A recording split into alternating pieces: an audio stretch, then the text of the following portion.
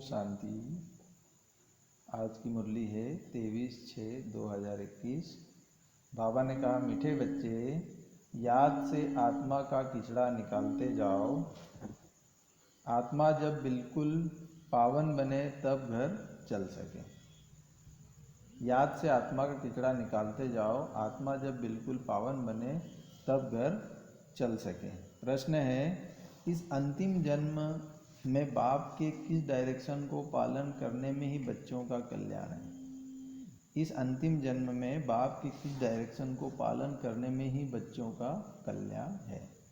उत्तर है, बाबा कहते हैं, मीठे बच्चे, इस अंतिम जन्म में बाप से पूरा वर्षा ले लो। बुद्धि को बाहर में भटकाओ मत। विष को छोड़ अमृत पियो। बाबा कहते, मीठे बच्चे, इस अंतिम जन्म में बाप से पूरा वर्षा ले लो। बुद्धि को भटकाओ मत। विष को छोड़ अमृत पियो।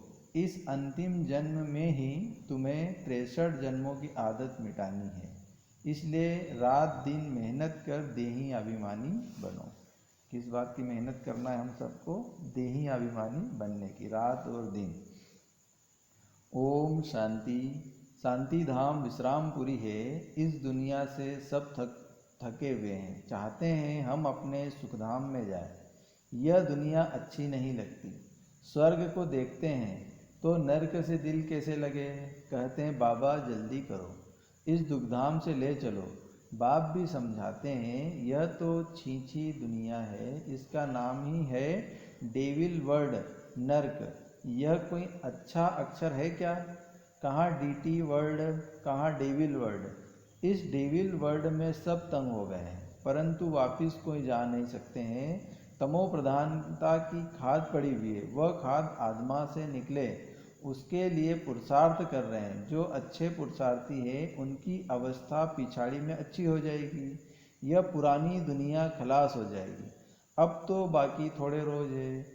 जब तक बाप आकर वापिस न ले जाए तब तक कोई वापिस जा नहीं सकते हैं। दुनिया में दुख है ना, घर में भी कोई न कोई दुख रहता है। तुम बच्चों की दिल में है, बाबा अब हमें दुखों से छुड़ाने आए हैं। जो अच्छे निश्चय बुद्धि हैं वह बाप की याद को कभी भूलते नहीं हैं। उसको कहा ही जाता है सर्व का दुख हरता। बच्चे ही पहचानते हैं। अगर सब पहचान लें तो फिर इतने सब मनुष्य कहाँ आकर बैठें? यह हो न सके। इसलिए ड्रामा में युक्ति भी ऐसी रची हुई है। जो श्रीमत पर चलते हैं वही ऊंच पद पा सकते हैं। वह तो ठीक है, सजाएं खाकर भी शांति धाम अथवा पावन दुनिया में जाएंगे, परंतु ऊंच पद पाने के लिए तो पुरुषार्थ करना पड़े ना। दूसरा, पावन बनने बगैर पावन दुनिया में कोई जा न सके। यह जो कहते हैं कि फलाना ज्योति ज्योत समाया वापिस गया, यह हो नहीं सकता। जो पहले पहले सृष्टि पर आए हैं, लक्ष्मी नारायण, वह भी वापिस जा नहीं सकते हैं, तो और कोई कैसे जा सकते हैं? इनके भी अब 84 जन्म पूरे हुए हैं। अब जाने के लिए तपस्या कर रहे हैं। सब पुकारते ही हैं एक बाप को, ओ गॉड फादर, ओ लिबरेटर। वह गॉड फादर है, दुख हरता सुख करता। कृष्ण आदि और किसको थोड़े ही पुकारते हैं। क्रिश्चियन हो, मुसलमान हो, सब ओ गॉड फादर कब बुलाते हैं। आत्मा बुलाती है अपने फादर को। फादर कहते हैं तब है, फादर कहते तब है जब समझते हैं हम आत्मा हैं। आत्मा भी कोई चीज़ है ना। आत्मा कोई बड़ी चीज़ नहीं है, वह तो एक स्टार है और अति सूक्ष्म है। जैसे बाबा है वैसे ही आत्मा का स्वरूप है। अब तुम बाप की महिमा करते हो, वह सत्य है, चित है, ज्ञान का सागर, आनंद का सागर है। तुम्हारी आत्मा भी उनके समान बनती है। तुम्हारी बुद्धि में अब सारे सृष्टि के आदि मध्य अंत का ज्ञान आ गया है, और कोई मनुष्य मात्र में यह ज्ञान नहीं है। सारा भारत, सारी विलायत ढूंढ लो, कोई को भी पता नहीं है। आत्मा 84 जन्मों का पाठ बजाती है। 84 लाख तो इम्पॉसिबल है। 84 लाख जन्मों का तो कोई वर्णन ही न कर सके। बाबा कहते हैं तुम अपने जन्मों को नहीं जानते हो। हम सुनाते हैं, वह सब सुनते हुए भी पत्थर बुद्धि समझते नहीं है कि 84 लाख जन्म हो तो कोई सुना ही कैसे सकते हैं। अब तुम जानते हो हम ब्राह्मण हैं, हमने 84 जन्म लिए हैं। ब्रह्मा ने भी 84 जन्म लिए, विष्णु ने भी 84 जन्म लिए। ब्रह्मा सो विष्णु और विष्णु सो ब्रह्मा। लक्ष्मी नारायण ही 84 जन्म ले फिर ब्रह्मा सरस्वती बनते हैं। यह भी समझने की बात है ना। बाबा कहते हैं हर 5000 वर्ष बाद आकर समझाता हूँ। 5000 वर्ष का चक्र है। अभी तुमने वर्णों का राज भी समझा है, हम सो का अर्थ भी समझा है। हम आत्मा सो देवता बनते हैं, फिर हम सो क्षत्रिय, हम सो वैश्य शूद्र बनते हैं, इतने इतने जन्म लेते हैं, फिर हम सो ब्राह्मण बनते हैं। ब्राह्मणों का यह एक जन्म है, यह है ही तुम्हारा हीरे जैसा जन्म। बाबा कहते हैं यह तुम्हारा उत्तम शरीर है, यह तुम्हारा उत्तम शरीर है, इससे तुम स्वर्ग का वर्षा पा सकते हो। इसलिए अब और कोई तरफ भटको मत, ज्ञान अमृत पियो। समझ में भी आता है। बरोबर 84 जन्म लेते हैं। तुम पहले सतयुग में सतो प्रधान थे, फिर सतो बने, फिर चांदी की खाद पड़ी। एकदम पूरा हिसाब बताते हैं। अब गवर्नमेंट भी कहती है सोने में खाद अलाय मिलाओ, 14 कैरेट सोना पहनो, सोने में खाद डालना। यह भारतवासी अब सगुन समझते हैं। शादी कराते हैं तो एकदम सच्चा सोना पहनते हैं। सोने पर भी भारतवासियों का बहुत प्यार है। क्यों? भारत की बात मत पूछो। सतयुग में तो सोने के महल थे, सोने की ईंटें थी। जैसे यहाँ ईंटों की ढेरी लगी रहती है, वहाँ सोने चांदी की ढेरी रहती है। माया मच्छंदर का खेल दिखाते हैं। उसने सोने की ईंटें देखी, सोचा ले जाता हूँ। नीचे उतरा तो देखा तो कुछ भी नहीं है, कुछ न कुछ बात लगती है। बच्चियाँ समझती है अभी हम फिर से स्वर्ग में जाते हैं। फिर अगर पति आदि तंग करते हैं तो बेचारी अंदर में रोती है, कब हम सुखधाम में जाएंगे। बाबा अब जल्दी करो। बाबा कहते हैं बच्चे जल्दी कैसे करूं? पहले तुम योग बल से अपना किचड़ा तो निकालो, योग की यात्रा पर रहो। बाप धीरज देते हैं, पुकारते भी हो हे पतित पावन आओ, गाते भी हैं सर्व का सद्गति दाता एक है। यहाँ की ही बात है। आकासुर बकासुर यह सब बातें इस संगम युग की है। यह है ही आसुरी दुनिया। तो बाबा समझाते हैं मैं कल्प कल्प संगम युग पर आता हूँ, जब सारा झाड़ जड़ जड़ी भूत अवस्था को पाता है। तुम जानते हो सतयुग में हर चीज़ सतो प्रधान होती है। यहाँ इतने पंछी जानवर आदि हैं, यह सब इतने वहाँ नहीं होंगे। बड़े आदमियों के पास अच्छी सफाई रहती है, उन्हों के रहने का स्थान फर्नीचर आदि बहुत अच्छा होता है। तुम भी इतने ऊंच देवता बनते हो, वहाँ ऐसी कोई छींची चीज रह न सके। यहाँ तो मच्छर आदि अनेक प्रकार की बीमारियाँ, कितनी गंदगी रहती है। गाँवों में इतना गंद नहीं रहता है, बड़े बड़े शहरों में बहुत गंदगी रहती है, क्योंकि बहुत मनुष्य हो गए, रहने की जगह ही नहीं है। तुम सारे विश्व के मालिक बनते हो। मनुष्य गाते हैं घट ही में ब्रह्मा, घट ही में विष्णु, यह घट ही में 9 लाख तारे। ब्रह्मा सो विष्णु बन जाते हैं, विष्णु के 7 सितारे भी हैं। सतयुग में यह देवता बनते हैं तो इतने थोड़े ही होते हैं। झाड़ पहले छोटा होता है, फिर वृद्धि को पाता है। सतयुग में तो बहुत थोड़े होंगे, मीठी नदियों के ऊपर रहते होंगे। यहाँ नदियों से बहुत केनाल्स निकलते हैं, वहाँ केनाल्स आदि थोड़े होते हैं। मुट्ठी जितने तो मनुष्य होते हैं, इतने के लिए गंगा जमुना तो है ही, उन नदियों के ही आसपास रहते हैं। 5 तत्व भी देवताओं के गुलाम बन जाते हैं। कभी भी बेकायदे बरसात नहीं पड़ती है, कभी नदी उछल नहीं खाती, नाम ही है स्वर्ग। तो फिर क्या? अब कहते हैं स्वर्ग की आयु इतने लाख वर्ष है। अच्छा भला वहाँ कौन राज्य करते थे, यह तो बताओ। कितने गपोड़े लगाते रहते हैं। तुम जानते हो हम कल्प पहले मुआफी के पाठ बजा रहे हैं। रुद्र ज्ञान यज्ञ में अनेक प्रकार के असुरों के विघ्न पड़ेंगे। फिर मनुष्य समझते हैं असुर लोग ऊपर से गंध गोबर आदि डालते थे, परंतु नहीं। तुम देखते हो कितने विघ्न पड़ते हैं, अबलाओं पर अत्याचार होते हैं, तब तो पाप का घड़ा भरेगा। बाबा कहते हैं थोड़ा सहन करना पड़ेगा। तुम अपने बाप और वर्षे को याद करते रहो। मार खाने समय भी बुद्धि में याद करो शिव बाबा। तुमको तो बुद्धि में ज्ञान है। किसको फांसी पर चढ़ाते हैं तो पादरी लोग कहते हैं गॉड फादर को याद करो। ऐसे नहीं कहेंगे कि क्राइस्ट को याद करो, इशारा गॉड के लिए करते हैं। वह इतना लवली है, सब उनको पुकारते हैं, आत्मा ही पुकारती है। अब देही अभिमानी बनने में ही मेहनत है।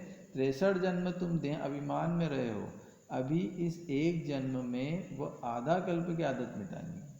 तुम जानते हो देही अभिमानी बनने से हम स्वर्ग के मालिक बन जाएंगे।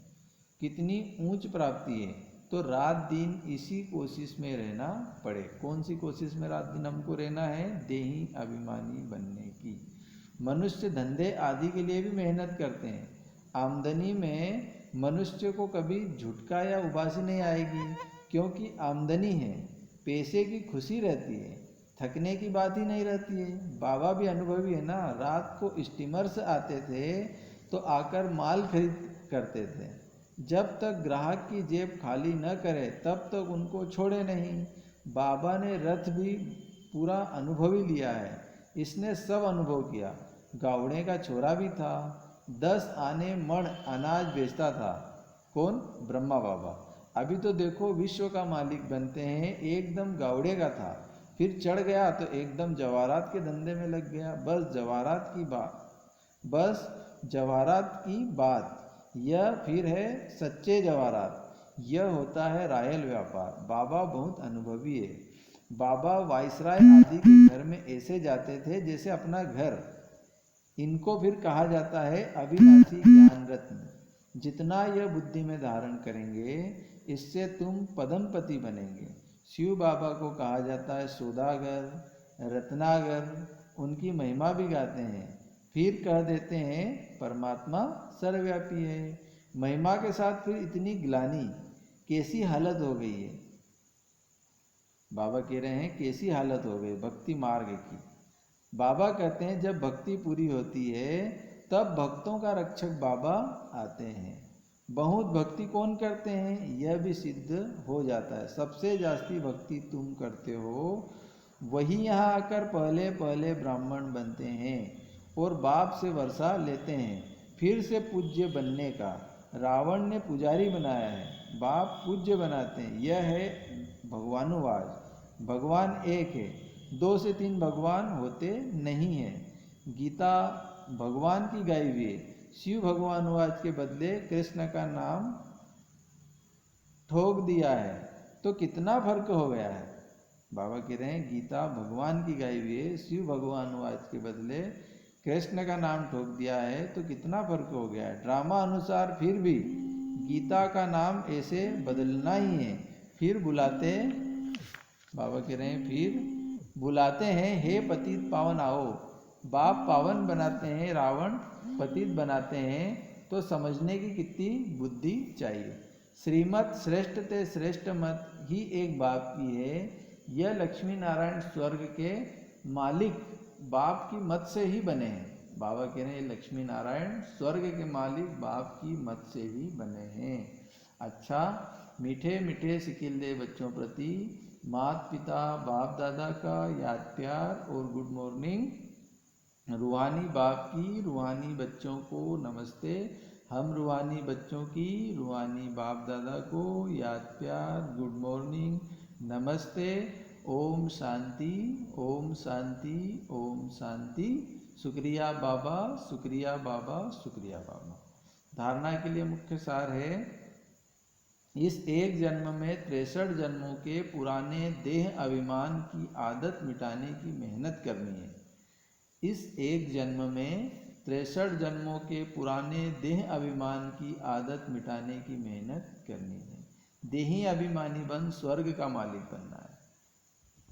दूसरा पॉइंट है, इस हीरे तुल्य उत्तम जन्म में इस बुद्धि को भटकाना नहीं है। बाबा कह रहे हैं इस हीरे तुल्य ब्राह्मण जीवन में बुद्धि को भटकाना नहीं है, सतो प्रधान बनना है। अत्याचारों को सहन कर बाप से पूरा वर्षा लेना है। वरदान है आज का, सोचना, बोलना और करना तीनों को समान बनाने वाले सर्वोत्तम पुरुषार्थी भव। सोचना, बोलना और करना तीनों को समान बनाने वाले सर्वोत्तम पुरुषार्थी भव। डिटेल है, सभी शिक्षाओं का सार है। कि कोई भी कर्म से देखने, उठने, बैठने, चलने, सोने से फरिश्तापन दिखाई दे, हर कर्म में अलौकिकता हो, कोई भी लौकिकता कर्म व संस्कार में न हो, सोचना, करना, बोलना सब समान हो। ऐसे नहीं कि सोचते तो थे कि यह न करें लेकिन कर लिया। जब तीनों ही एक समान और बाप समान हो तब कहेंगे श्रेष्ठ व सर्वोत्तम पुरुषार्थी। स्लोगन है जिम्मेवारी उठाना अर्थात एक्स्ट्रा दुआओं का अधिकारी बनना। बाबा कह रहे हैं भगवान के कार्य में किसी भी बात की जिम्मेवारी उठाना है ना, अर्थात एक्स्ट्रा दुआओं का अधिकारी बनना। एक होता है सेवा करना और एक होता है जिम्मेवारी से सेवा करना, है ना, या योग करना या कोई भी पुरुषार्थ करना। तो बाबा कह रहे हैं जिम्मेवारी उठाना अर्थात एक्स्ट्रा दुआओं का अधिकारी बनना। अच्छा, ओम शांति।